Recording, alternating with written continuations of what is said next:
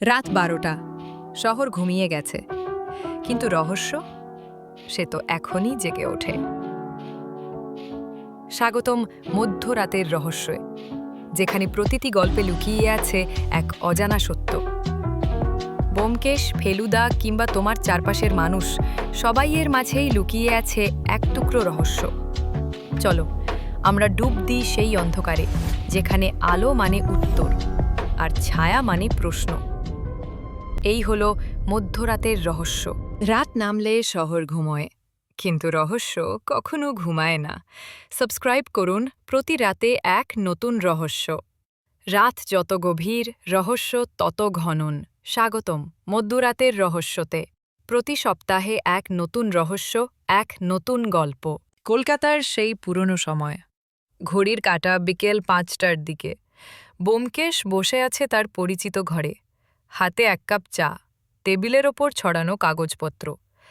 আয়নাঘরের পাশ থেকে অজিত বলল, ব্যোমকেশ, আজ কোনো কেস নেই নাকি? ব্যোমকেশ হেসে বলল, রহস্য তো কেবল খুন বা চুরি নয় অজিত, মানুষের মনও এক এক সময় বড় রহস্য। ঠিক তখনই দরজায় টোং করে ঘণ্টা বাজল। দরজা খুলতেই এক মহিলা ঘরে প্রবেশ করলেন, প্রমীলা দেবী, বয়স ৩০-এর কাছাকাছি, চোখে আতঙ্ক। তিনি বললেন, বাবু, আমার সোনার নেকলেসটা চুরি হয়ে গেছে। অজিত অবাক, চুরি? কবে? প্রমীলা দেবী বললেন, আজ দুপুরে। আমি রান্নাঘরে ছিলাম, ঘরে ফিরে দেখি আলমারি খোলা। ব্যোমকেশ শান্তভাবে জিজ্ঞেস করল, বাড়িতে আর কে থাকে? একটা দাসী আছে, বেলা, ও ৫ বছর ধরে কাজ করে। ব্যোমকেশ বলল, ঠিক আছে, আমি তোমার বাড়ি যেতে চাই, আজই। সন্ধেবেলা তারা গেল প্রমীলা দেবীর বাড়িতে। একতলা পুরনো বাড়ি, বারান্দায় বাগান, ঘরের মধ্যে আলমারি খোলা অবস্থায়। ব্যোমকেশ চুপচাপ ঘর ঘুরে দেখল। টেবিলের ওপর পানের ডিব্বা, পাশে গ্লাসে আধা খাওয়া জল, আর জানলার ধারে ছোট্ট সোনালি গুঁড়োর মতো কিছু। সে হঠাৎ নত হয়ে মাটি ছুঁয়ে দেখল, এই দাগটা সোনা গলানোর গুঁড়ো। অজিত অবাক হয়ে বলল, মানে কেউ নেকলেসটা গলাতে চেয়েছিল? ব্যোমকেশ বলল, সম্ভবত।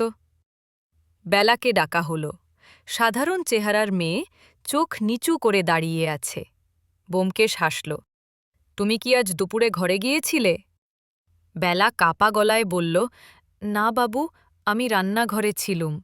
ব্যোমকেশ তার হাতের দিকে তাকাল। আঙুলে হালকা সোনালি দাগ, যেন কিছু ধরেছিল। সে শান্তভাবে বলল, তোমার হাত ধোওনি? বেলা চুপ। ব্যোমকেশ বলল, অজিত, আজ রাতে আমরা এখানেই থাকব। রাত বাড়ল, সবাই ঘুমিয়ে পড়েছে। ব্যোমকেশ চুপচাপ উঠল, গেল বেলার ঘরে। চৌকির নিচে পানের ডিব্বা, খুলতেই চকচক করছে হারানো নেকলেস। সকালে সবাইকে ডেকে ব্যোমকেশ বলল, চুরি লুকানো যায়, কিন্তু দাগ লুকানো যায় না। বেলা কাঁদতে কাঁদতে বলল, বাবু, আমার ভাইয়ের অপারেশন লাগত, আমি ভেবেছিলুম পরে ফিরিয়ে দেব। প্রমীলা দেবী নিঃশব্দে বসে রইলেন।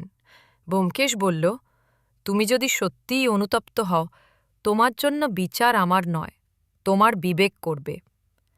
বেলা কান্নায় ভেঙে পড়ল। প্রমীলা দেবী নীরবে বললেন, তাকে পুলিশে দিও না, আমি ওর ভাইয়ের চিকিৎসা করাব। অজিত অবাক হয়ে তাকিয়ে রইল ব্যোমকেশের দিকে। ব্যোমকেশ শান্তভাবে বলল, সব অপরাধ শাস্তি পায় না অজিত, কিছু অপরাধ ক্ষমা পায় যদি তাতে মানবতার ছোঁয়া থাকে। সত্যের পথে ব্যোমকেশ কখনো কঠিন, কখনো কোমল, কারণ সত্যেরও তো হৃদয় আছে।